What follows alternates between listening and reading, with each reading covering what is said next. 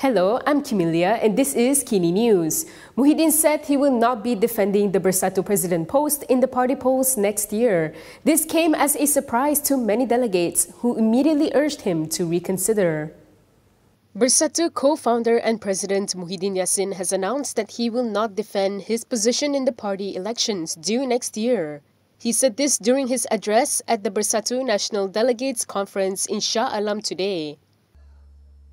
Pada hari Jumaat yang mulia dan penuh barakah ini, saya ingin mengumumkan bahawa masa untuk saya mewariskan kepimpinan parti kepada barisan pimpinan yang baru telah pun tiba.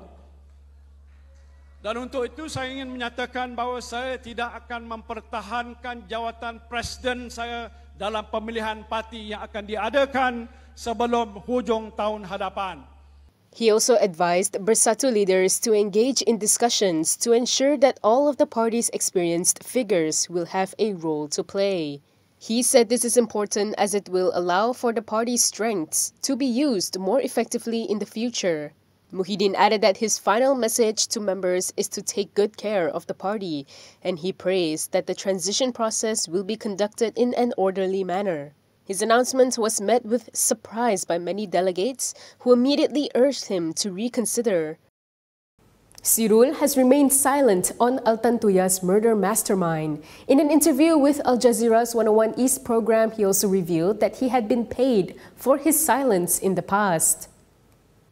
Former police commando Sirul Azhar Umar has remained tight-lipped about the mystery surrounding who actually ordered the killing of Mongolian national Altantuya Shaariibuu. In an interview with Al-Jazeera's 101 East, which aired this morning, Sirul said that many people in Malaysia were waiting to find out who gave the order, but until now, he still cannot tell. However, he did not say why he could not reveal the identity of the purported murder mastermind. According to Sirul, his superior Azila Hadri had told him that they were conducting a special operation for Najib Abdul Razak, who was the Deputy Prime Minister and Defence Minister at the time. He also revealed that he had been paid for his silence in the past. He said despite being in relative safety in a faraway country, there were still attempts being made to control him. When asked who he was meant to protect with his silence, Sirul replied that it was specifically to protect the former Deputy Prime Minister at that time, Mr. Najib. However, Najib has repeatedly denied involvement in Altantuya's murder, claiming it was part of an international conspiracy to depose him. Altantuya was abducted and murdered in Shah Alam in October 2006. Two of Najib's bodyguards, Sirul and Azila Hadri, were convicted of the murder in 2009, but the Court of Appeal overturned the conviction in 2013 and ordered the pair's release. While the prosecution appealed its case, Sirul had fled to Australia. The federal court would later uphold the pair's conviction and reinstate the mandatory death penalty. Sirul was arrested and detained by Australian authorities in January 2015 because of an Interpol red notice issued against him and for overstaying his tourist visa. However, Australia could not extradite him to Malaysia because of its policy not to deport people facing the death penalty to their country of origin. After 9 years spent in immigration detention in Australia, he was finally set free earlier this month and now lives with his family in Canberra. Anwar has responded to a Merdeka Center survey on his approval rating. When asked for his comments today, this was what he said. Prime Minister Anwar Ibrahim said he takes heed of a Merdeka Center survey which found his approval ratings falling amid economic concerns. However, he said that he had to engage with a far bigger audience than in the survey. Ya, kajian dia pada 1,200 orang. Daripada kita dengar pandangan dia. Tapi kita kena cuba menyantuni yang 32 juta orang. Okay. Previously, Merdeka Center had released the findings of its survey last month, which showed that only half of the respondents gave Anwar the thumbs up, compared to 43% who are dissatisfied with his performance. This is the lowest approval rating for Anwar among the 7 surveys the pollster has conducted since he took office in November last year. The survey was conducted from October 4th to October 24th, polling 1,220 voters across the country via fixed line and mobile phone. Anwar had announced his Budget 2024 proposal on October 13th, while the survey was underway. Meanwhile, when asked about a possible cabinet reshuffle at an event last night, Anwar remained coy on the matter. Prime Minister Anwar Ibrahim has remained coy on when he will perform a much-anticipated cabinet reshuffle. When asked by reporters last night whether there would be a cabinet reshuffle in January, Anwar replied, "Why January? Why not December?" However, he did not elaborate further. Rumors of a cabinet reshuffle came following the vacancy of the Domestic Trade and Cost of Living Ministry since the passing of Salahuddin Ayub on July 23rd. Salahuddin's duties are currently being handled by Special Functions Minister Armizan Muhammad Ali. Previously, there were speculations by panelists on the Keluar Sekejap podcast that the cabinet reshuffle will be held in January next year.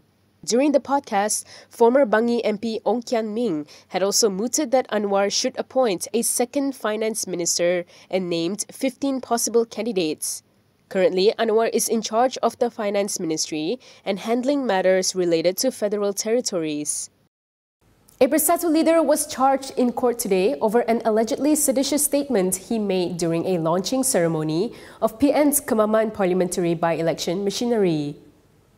Bersatu Information Chief Razali Idris has pleaded not guilty to a sedition charge. The Kuala Lumpur Sessions Court this morning charged the Terengganu Bersatu Chief under Section 4(1)(b) of the Sedition Act 1948. This came after the MACC lodged a police report over his alleged speech during the launching ceremony of the Kemaman parliamentary by-election machinery last week. According to the charge, Razali was accused of uttering a seditious statement at Kemaman on November 10th. The alleged statement was over the judiciary being controlled by the government. The court today allowed Razali to be released on 6,000 ringgit bail with one surety and ordered the accused not to make any online posts or public comment on the matter until disposal of the case. Razali may be jailed for up to 3 years, fined not more than 5,000 ringgit or both if convicted.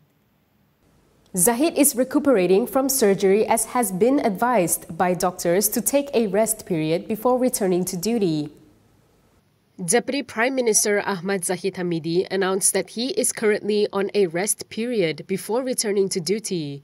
In a post on Facebook, Zahid, who also serves as the Rural and Regional Development Minister, said he was resting as advised by doctors.